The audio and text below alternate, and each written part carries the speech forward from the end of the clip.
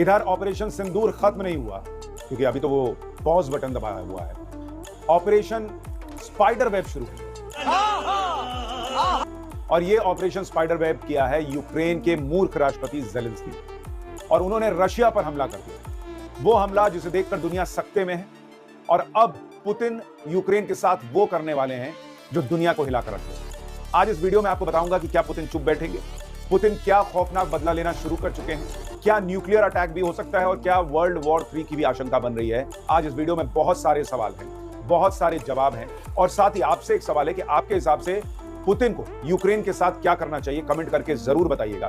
लेकिन ये सारा घटनाक्रम तब शुरू हुआ है जब अचानक से यूक्रेन ने ड्रोन हमले कर दिए रशिया के ऊपर और 41 फाइटर जेट रशिया के जो हैं वो उसमें ध्वस्त हो गए हैं, ये कहा जा रहा है। तो ये ड्रोन अटैक था, 200, 250, 400 डॉलर के ड्रोन गए और उन्होंने करोड़ों के जो हैं वो फाइटर जेट्स को तबाह कर दिया। 5 एयरबेस पर हमला हुआ और इसलिए हमारे यहाँ जो लोग राफेल गिरा या नहीं गिरा इस सवाल में फंसे हैं, उन्हें देखना चाहिए कि आज की डेट में ड्रोन कितने खतरनाक होते हैं और भारत ने कैसे पाकिस्तान के हर ड्रोन अटैक को नेस्तनाबूद कर दिया। ये भारत की ताकत पे चर्चा होनी चाहिए, तो राफेल गिरा या नहीं इसी में फंसे हुए हैं। खैर, तो 5 एयरबेस कहा जा रहा है रशिया के जिन्हें निशाना बनाया गया। ये आप तस्वीरें देखिए, ये फाइटर जेट्स खड़े थे जिन पर अचानक से जो है वो अटैक हुआ है और ये अलग अलग वो जगह हैं जहां पर ड्रोन अटैक किया गया था।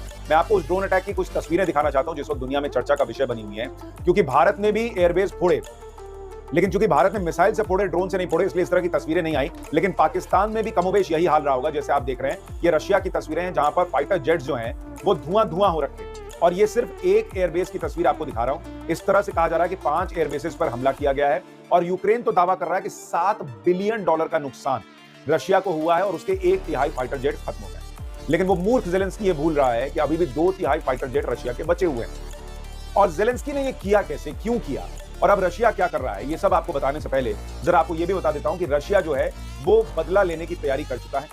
अब ये सवाल उठ रहा है कि क्या वो सुपर वेपन का इस्तेमाल करें। वो सुपर वेपन कौन से हैं जो अब तक रशिया ने यूक्रेन के खिलाफ इस्तेमाल नहीं किया, बहुत संयम दिखाया।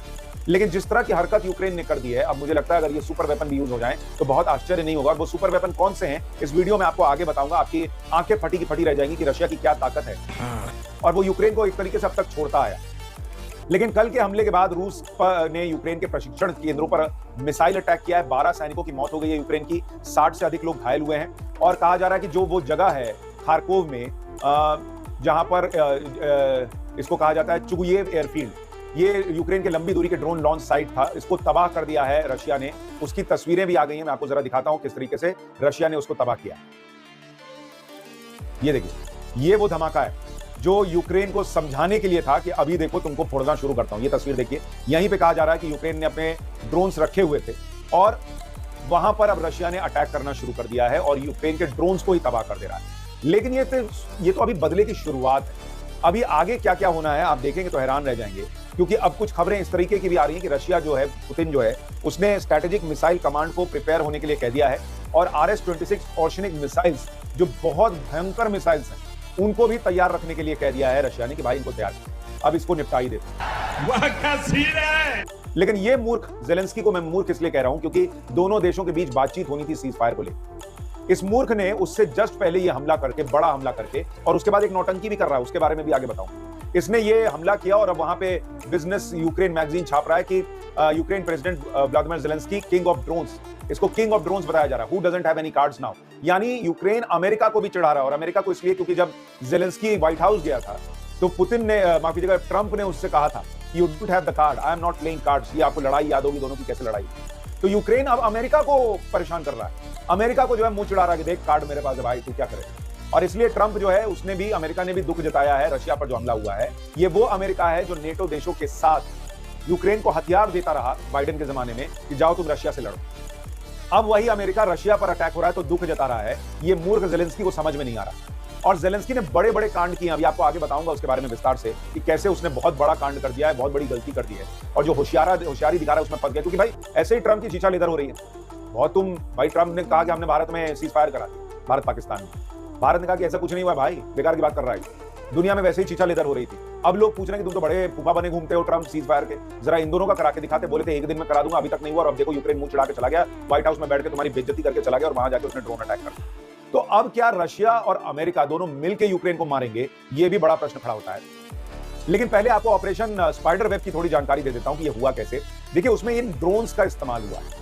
यह जो आप छोटे-छोटे ड्रोन देख रहे हैं, और आप सोचिए दुनिया कितनी खतरनाक हो रही है। इन ड्रोन्स को वहां पर स्मगल करके जो है वो लाया गया था, और ऐसे कहा जा रहा है कि कई ड्रोन थे जो धीरे-धीरे 1.5 साल में, एक दिन में नहीं 1.5 साल में ज़ेलेंस्की और उसकी टीम ने रशिया के अंदर धीरे-धीरे घुसाए। और उसके बाद जो है वो कहा जा रहा है कि उसको इस तरह के कंटेनर में रखा गया था जहां से ड्रोन अटैक किया गया, और ये कंटेनर जो है वो बिल्कुल एयरबेस के बगल में था, और बाद में इस कंटेनर को उड़ा भी दिया गया। जरा उसकी भी एक तस्वीर देखिए, ये देख रहे हैं आप, इसी कंटेनर से और देखिए हमला हुआ था, और बाद में उस कंटेनर को भी उड़ा दिया गया धमाके से। ये देखिए, तो ये यूक्रेन ने किया है। उसने बिल्कुल ये धीरे धीरे धीरे करके ड्रोन्स अंदर घुसाए, और उसके बाद उसने ये अटैक किया, और 1.5 साल का वक्त लगा। 1.5 साल। तो जो ज़ेलेंस्की ये कहता कि भाई मैं तो कभी युद्ध सोच ही नहीं रहा था, तुम 1.5 साल बाद की प्लानिंग कर रहे थे और कह रहे हो कि तुम सोच नहीं रहे। ठीक है, आप देखिए कि अब ये मूर्ख क्या कह रहा है। उसने इसको ब्रिलियंट ऑपरेशन बताया है, और कह रहा है कि today a brilliant operation was carried out, the preparation took over a year and a half. What's most interesting is that the office of our operation on Russian territory was located directly next to FSB headquarters in one of their regions. यानी ये इस बात की अपनी तारीफ कर रहा है कि भाई हमने 1.5 साल में तैयारी करके और रशिया में ये धमाका कर दिया। अरे अभी तुमको इतना मारेगा रशिया, तुमको समझ में नहीं आ रहा है? और ये करके तुमने दुनिया की सहानुभूति भी खो दी। जो नेटो देश ये माहौल बना रहे थे कि भाई ये तो अपने अस्तित्व की लड़ाई लड़ रहे हैं वगैरह वगैरह वगैरह, अमेरिका तक तुम्हारे साथ खड़ा था, वो अमेरिका रशिया के साथ खड़ा होने जा रहा है। और इसने एक और गलती कर दी। इसने जो ट्वीट किया कि भाई मैंने देखो ये कर दिया, वो कर दिया, ऐसा कर दिया, उसमें उसने लिखा a result achieved solely by Ukraine. यानी उसने ये भी बताने के लिए कि देखो मैं कितना महान हूं, मेरा देश जो है वो अकेले ये सब कर सकता है। इसने कहा कि ये हमने अकेले करके दिखाया है 1.5 साल की तैयारी की। तो भाई पुतिन कहेगा तुमने अकेले किया है, वेरी गुड, अब तुमको हम ठोक देते हैं। अभी तक तो ये था भाई नेटो देश तुम्हारे साथ हैं, अमेरिका कहेगा तुम अकेले कर रहे हो, करो, अकेले लड़ो फिर। तो फिर अकेले रशिया से जब ये लड़ेगा तो इसकी हालत क्या होगी आप सोचिए, क्योंकि इसके यहाँ ऑलरेडी जो सैनिक हैं उसकी भारी कमी हो गई है यूक्रेन के अंदर, इतने लोग मारे जा चुके हैं। और अब ये यूक्रेन का ड्रोन का सहारा इसीलिए ले रहा है यूक्रेन क्योंकि उसके पास सैनिकों की भारी कमी हो गई है। लेकिन इस हमले में 117 यूक्रेन के ड्रोन इस्तेमाल हुए, और ये धीरे धीरे स्मगल करके रशिया ले जाए गए। और इसीलिए मैं कह रहा हूं कि भारत में आप सोचिए आज की डेट में ये ड्रोन वगैरह कितनी बड़ी चुनौती बन गए हैं। पाकिस्तान का एक ड्रोन भारत ने सक्सेसफुली किसी रिहायशी इलाके में गिरने नहीं दिया। ये आप सोचिए, आज इस तस्वीर को, इस खबर को देखकर सोचिए भारत ने क्या अचीव किया है, और कैसे हमारे यहाँ का विपक्ष, हमारे यहाँ का एक इकोसिस्टम जो है, राफेल गिरा या नहीं, इसी सवाल में आपको जो है फंसा के रखना चाहिए ताकि आप इस कामयाबी को महसूस न करें। खैर, इतना करने के बाद ये ज़ेलेंस्की अब कह रहा है कि हम सीज फायर कर लेते हैं। ओ बेटा, तुम जो है वो पूरा तमाशा कर दिए, वहां पर तुमने मारपीट कर ली, और उसके बाद अब तुम कह रहे हो कि ना अब हम दोनों छोड़ देते, हम दोनों भाई भाई। 50 बार बोल रहे हैं पढ़ने निकले वाले छात्रों को राजनीति से दूर वो पुतिन तुमको छोड़ दे। पुतिन ऐसे ही बैठा हुआ है, रशिया ऐसे ही बेवकूफ बैठा है कि तुमसे इतना ये सब छीछा लेदर हो गया उसकी, और उसके बाद अब वो कहेगा कि चल ठीक भाई दोस्त, हम दोनों दोस्त, ऐसा होगा। अभी वो मारेगा तुमको बहुत बुरी तरीके से, और उसने शुरुआत इसकी कर दी है, और हथियार कौन कौन से यूज करेगा अभी आपको बताने वाला हूं। कह रहा है कि we continue to propose full and unconditional ceasefire along with all rational and dignified steps that could lead to lasting a reliable peace. The Ukrainian proposal was presented to the Russians is logical and realistic. Not for a single second did we want this war. We offered the Russia a ceasefire.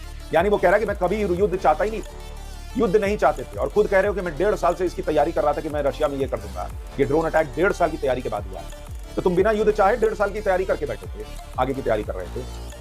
एक number का झूठा आदमी है ये Zelensky, और इसके चक्कर में अब आप देखिए पूरी दुनिया फंसी, क्योंकि या तो अमेरिका और रशिया एक होकर अब इसको कहेंगे कि तुम अपना देख लो, और रशिया इसको मारेगा दौड़ा दौड़ा के, और नहीं तो फिर अगर अमेरिका आएगा तो बहुत बड़ा कांड होगा। आप सोचिए क्या होगा। लेकिन अब आपको वो सुपर हथियार दिखाता हूं रशिया के, जो अभी तक रशिया ने इस्तेमाल नहीं किए हैं, जिसमें अवनगार्ड हाइपरसोनिक ग्लाइड व्हीकल। ये हथियार ध्वनि की गति से 20 गुना तेज स्पीड से उड़ता है, मैक 20 जिसको कहते हैं, यानी 24,696 किलोमीटर प्रति घंटा।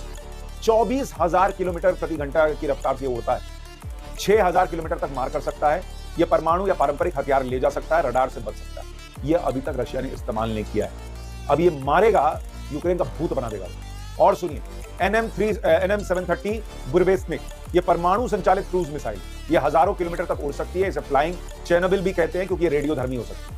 यानी रशिया न्यूक्लियर अटैक की भी सोच ले तो क्या कीजिएगा आप बताइए। आपने दुनिया को इस संकट में डाल दिया ज़ेलेंस्की ने और यूक्रेन ने। एक और है 3M22 जिरकॉन, ये हाइपरसोनिक एंटी शिप मिसाइल है जो 1000 किलोमीटर तक मार कर सकती है। मैक 9 यानी 11,113 किलोमीटर प्रति घंटे की गति से चलती है। इसे जहाजों और जमीन पर लक्ष्यों को नष्ट करने के लिए बनाया गया है, यानी ध्वनि की गति से 9 गुना ज्यादा तेजी से चलती है। ये भी अभी तक रशिया ने इस्तेमाल नहीं किया है।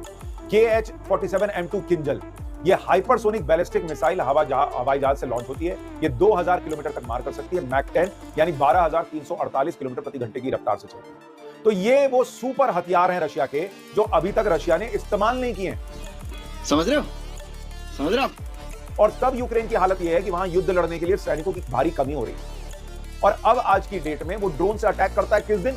जिस दिन रशिया से बातचीत होनी है उसकी एक शाम पहले तुम रशिया पर अटैक कर रहे हो और उसके 41 विमान तुम गिरा दोगे, कह रहे हो $7 बिलियन का नुकसान कर दोगे और 5 एयरबेस टारगेट करोगे और तुम सोचोगे वो चुप बैठ जाए और उसके बाद तुम कह दोगे कि नहीं, सीज फायर, टाइम आउट, बच्चों का खेल चल रहा है, टाइम आउट। अब रशिया जो है मुझे लगता है बहुत बुरी तरीके से यूक्रेन को जवाब देने वाला है। जिस तरह से उसका ड्रोन सेंटर उड़ा दिया गया, ये उसका संकेत है।